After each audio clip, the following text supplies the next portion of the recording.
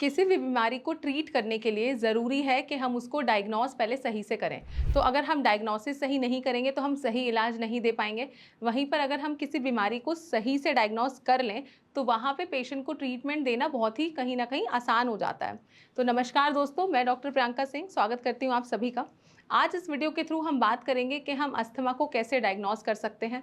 अगर हमें ऐसे शरीर में क्या लक्षण जो हैं वो देखने को मिल रहे हैं, उसके बाद हमें और कौन-कौन से टेस्ट करवाने हैं, तो यही सब जो है हम डिटेल में डिस्कस करेंगे।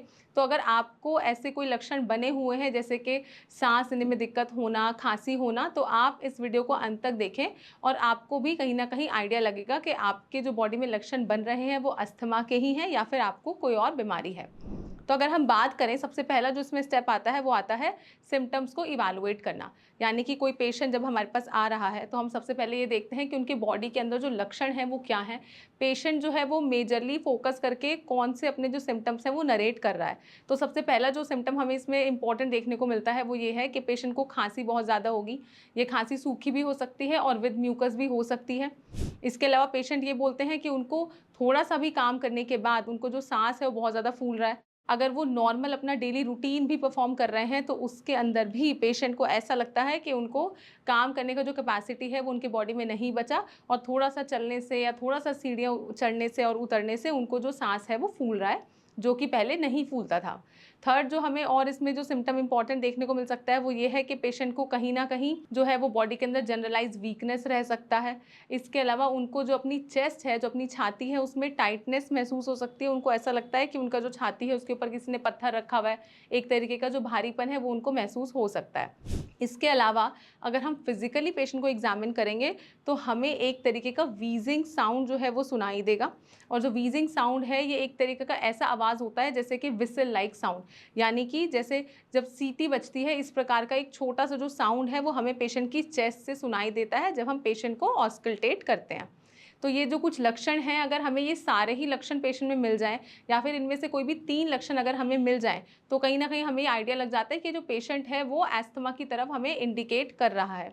अब जो दूसरा हमें इसमें इम्पोर्टेंट स्टेप जो देखना है वो ये है कि हम पेशेंट का जो मेडिकल हिस्ट्री है, उनका जो फैमिली हिस्ट्री है, हम उसको चेक करते हैं। तो अगर पेशेंट के घर परिवार में उनके मदर, फादर, उनके सिबलिंग्स या फिर उनके ग्रैंड पेरेंट्स में किसी को भी कोई एलर्जिक कंडीशन रही है या फिर ऐसा रहा है कि उनके घर परिवार में किसी को दमे का रोग है, अस्थमा का जो रोग है वो किसी को पहले से रहा है, तो यहाँ पर भी काफ़ी प्रोबेबिलिटी बढ़ जाती है कि जो पेशेंट हमें ये सारे सिम्टम्स नरेट कर रहा है कि उसको भी अस्थमा हो सकता है।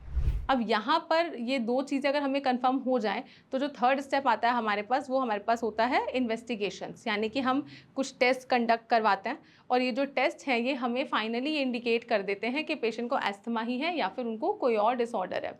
तो हम जो टेस्ट करवा सकते हैं, सबसे पहला जो टेस्ट है वो है पल्मोनरी फंक्शन टेस्ट, यानी कि स्पायरोमेट्री हम परफॉर्म करा सकते हैं। स्पायरोमेट्री हमें ये बताएगा कि जो पेशेंट है, जो सांस ले रहा है, जो सांस छोड़ रहा है, उसको सांस लेने में और सांस छोड़ने में तकलीफ तो नहीं है। इसके अलावा जो हम दूसरा टेस्ट परफॉर्म करा सकते हैं वो हम फिनो टेस्ट भी परफॉर्म करवा सकते हैं।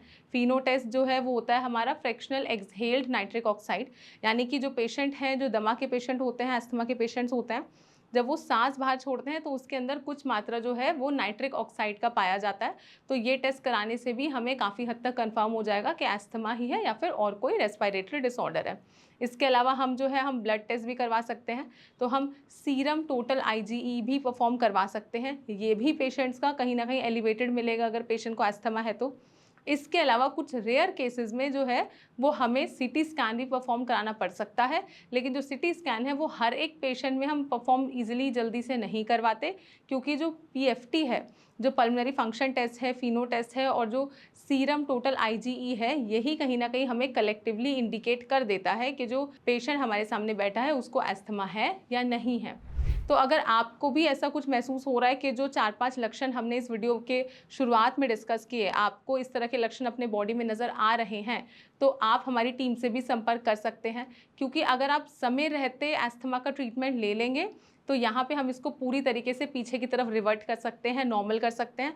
वहीं पर अगर ये बीमारी परसिस्ट करती जाए और बहुत ज़्यादा कहीं ना कहीं आगे बढ़ जाए तो ये सीओपीडी में भी कन्वर्ट हो सकती है और फिर ये एक तरीके से इरिवर्सिबल हो जाती है। तो आशा करती हूँ कि ये वीडियो जो है इसमें आप अंत तक बने रहे होंगे और आपको पता चल पाया होगा कि आपको जो लक्षण हैं वो अस्थमा के हैं या नहीं हैं। बाकी आप नीचे दिए गए नंबर पर भी संपर्क कर सकते हैं, या फिर अगर आपको और कोई क्वेरी है, आपको कोई डाउट है, तो आप हमारी टीम से भी डायरेक्टली बात कर सकते हैं या फिर कमेंट बॉक्स में अपना नंबर ड्रॉप कर सकते हैं। जल्द मिलेंगे अपनी नेक्स्ट वीडियो में, तब तक के लिए स्टे सेफ, स्टे हेल्दी।